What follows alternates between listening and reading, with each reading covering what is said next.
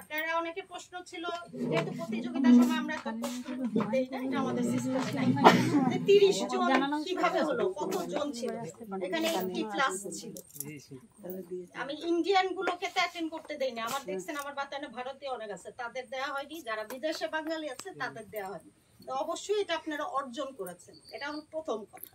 এখন এটার বিচারক কে ছিল, আপনাদের অনেক কোশ্চেন, এটাও আমরা রিভিল করিনি, বলছে অনুষ্ঠানের দিন করবো। তো বিচারক অবশ্যই আমার যে এক্সপেরিয়েন্স, রান্না না জানলে আমি আপনাদের খুব ধরতে পারতাম না। এখন আমি যে রান্না জানি বা আমি একজন পত্রিকার সাথে যে এই কাজটা করছি, এটা আমার সাক্ষী হলো মুক্তা। ওনার ক্যারিয়ার আমার ক্যারিয়ার একসাথেই গেছে। আর রিমা, তারপরে জামেন আপু, 2010 থেকে আমার ক্যারিয়ার শুরু সাংবাদিকতায়, ওনারা আমার সাথে। আর আমার বাতন আমার নিজস্ব, এটা আমার স্টাইলে চলবে। অন্যরা কিভাবে চালাচ্ছে এটা আপনারা ফলো করবেন না, আমারটা আমি কিভাবে করছি আপনারা সেই মতো থাকলে আমাকে জিজ্ঞেস করবেন, আমি আপনাদের গাইড করবো। গাইড করা কোনো ব্যাপার না, আমি আপনাদের টিচার না, কিন্তু একটা ফ্রেন্ড হিসাবে আমি গাইড করবো। ছবির বিষয় আছে, আরো অনেক বিষয় আছে, আপনারা আমাকে প্রশ্ন করবেন, আমরা উত্তর দেবো। এটা হলো বিষয়। এখন জাজ কে ছিল? 50% জাজ আমি ছিলাম, 50% জাজ মুক্তা আপু ছিল। এখন মুক্তা আপু কেন ছিল? মুক্তা আপু বাংলাদেশের সবগুলো পত্রিকায় রেসিপি লিখে, ঠিক কিনা? আছে না ওনার যায়? আচ্ছা, উনি কিভাবে তৈরি হয়েছে? ওনারও তো সময় লাগছে, উনিও শিখতে শিখতে এই যে এই পর্যন্ত আজকে মুক্তা আপু। রেসিপির ব্যাপারে ওনার উপরে কেউ না, রেসিপি লিখার ব্যাপার, নট রেসিপি লেখার ব্যাপারে ওনার চেয়ে উপরে কেউ না। এক এক পত্রিকার এক এক ধরন, উনি সেটা ক্যাচ করে ফেলছে, ওনার নামেই কমপ্লিট। তখন আমার কাছে মনে হচ্ছে যে হ্যাঁ, আমার চেনা মানুষগুলিকে নিয়ে যদি আমি এই কাজটা করি, তাদের আমাকে একটা সম্মান দিতে হবে। তো তাহলে এখানে মুক্তা আপা আপনাদের অনেকে পরিচিত সেই হিসাবে আসে। এখানে জিনি আপা আছে, উমা আপা আছে, এরা আমার পাতায় অনেক কিন্তু আছে, সীমা আপা আছে। এরা কেউ রেসিপি দেয়নি, রেসিপি আপনারা দিয়েছেন সব বাইরের মানুষ, কেউ কাউকে চিনেন না এমন ভাবে। হয়তো গ্রুপ এখন হচ্ছে, কিন্তু আমিও কাউকে চিনি না, আমরা কাউকে জানি না। মুক্তা আপা কাউকে জানতোই না, তাকে ছবিও দেওয়া হয়নি, তাকে নামও দেওয়া হয়নি। এতখানি আমি এখানে সততার পরিচয় রাখছি।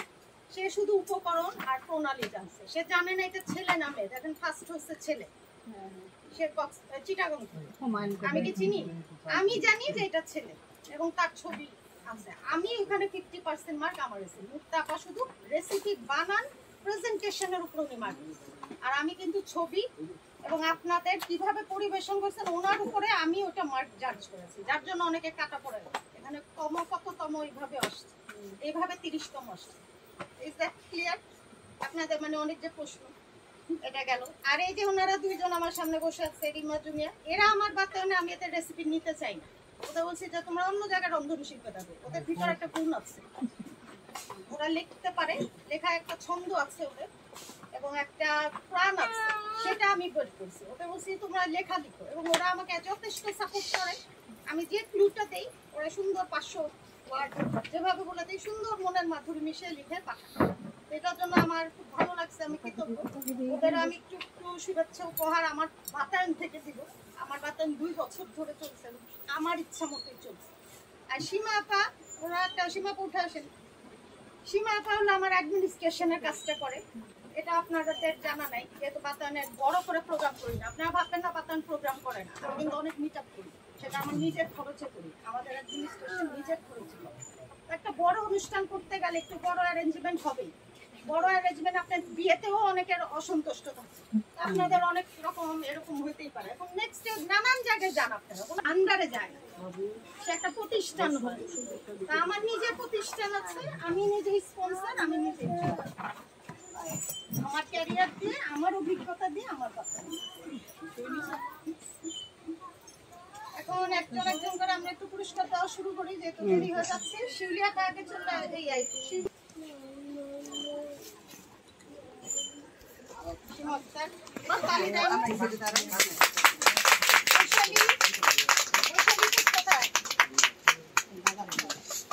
এখানে শিবকদার আপনাকে আমাদের একটা প্রকাশনী আলোকিত স্বপ্ন দিয়ে আলোকিত নারী, এটা প্রকাশনী আমাদের স্বপ্নজয়ী প্রকাশনীর বই, উনি আসতে পারেননি, ওনার গিফটগুলি আপনারা দেওয়ার সময় আর বৈশালী ফুড একটু কথা বলবে। বৈশালী ফুডের 2016 থেকে আজকে বৈশালী ফুডের একটা প্রতিষ্ঠা বার্ষিকী বলা যায়।